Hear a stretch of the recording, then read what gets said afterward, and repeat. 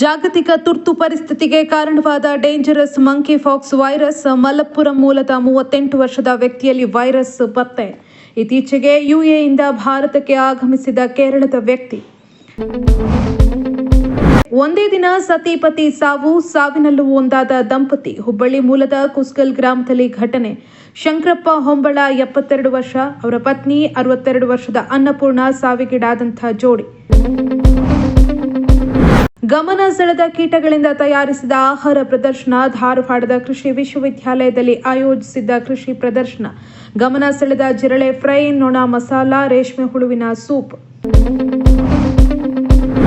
ಇಂದಿನಿಂದ ಎಸ್ಎಸ್ಎಲ್ಸಿ ಅರ್ಧವಾರ್ಷಿಕ ಪರೀಕ್ಷೆ ಆರಂಭ. ಇದೇ ಮೊದಲ ಬಾರಿಗೆ ನಡೆಯಲಿದೆ ರಾಜ್ಯದಾದ್ಯಂತ ಏಕರೂಪದ ಪರೀಕ್ಷೆ. ಇಂದಿನಿಂದ ಅಕ್ಟೋಬರ್ 1ರವರೆಗೆ ನಡೆಯಲಿರುವ ಎಸ್ಎಸ್ಎಲ್ಸಿ ಪರೀಕ್ಷೆ. ರಾಜ್ಯಪಾಲರು ಸಂವಿಧಾನದ ವಿರೋಧಿಯಾಗಿ ಕೆಲಸ ಮಾಡ್ತಿದ್ದಾರೆ. ರಾಜ್ಯಪಾಲರ ಕಚೇರಿಯಿಂದಲೇ ಕಡತ ದಾಖಲೆಗಳು ಸೋರಿಕೆಯಾಗ್ತಿದೆ. ಬೆಂಗಳೂರಿನಲ್ಲಿ ಕಂದಾಯ ಸಚಿವ ಕೃಷ್ಣ ಭೈರೇಗೌಡ ಗಂಭೀರ ಆರೋಪ. ಈ ಬಾರಿಯ ದಸರಾ ದೀಪಾಲಂಕಾರಕ್ಕೆ ಡ್ರೋನ್ ಪ್ರದರ್ಶನದ ಮೆರುಗು. ಆಗಸದಲ್ಲಿ ಹೊಸ ಚಿತ್ತಾರ ಮೂಡಿಸಲಿವೆಯಂತೆ 1500 ಡ್ರೋನ್ಗಳು. ಮೈಸೂರಿನಲ್ಲಿ ಜಿಲ್ಲಾ ಉಸ್ತುವಾರಿ ಸಚಿವ ಎಚ್.ಸಿ. ಮಹದೇವಪ್ಪ ಮಾಹಿತಿ.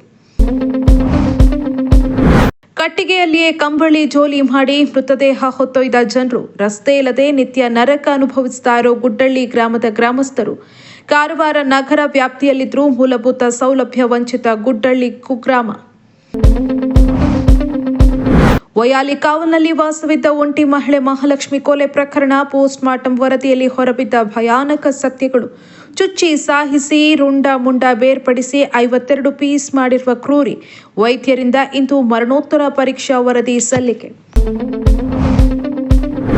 ಭಾರತದೊಂದಿಗೆ ಬಾಂಧವ್ಯವನ್ನು ಬಲಪಡಿಸಲು ಅಮೆರಿಕ ಉತ್ಸುಕ. ಕೋಲ್ಕತ್ತಾದಲ್ಲಿ ಹೊಸ ಸೆಮಿ ಕಂಡಕ್ಟರ್ ಘಟಕ ಸ್ಥಾಪನೆ ಕುರಿತು ಮಾತುಕತೆ. ಪ್ರಧಾನಿ ನರೇಂದ್ರ ಮೋದಿ ಜೊತೆಗಿನ ಸಂವಾದದಲ್ಲಿ ಜೋ ಬೈಡೆನ್ ಗಂಭೀರ ಚರ್ಚೆ.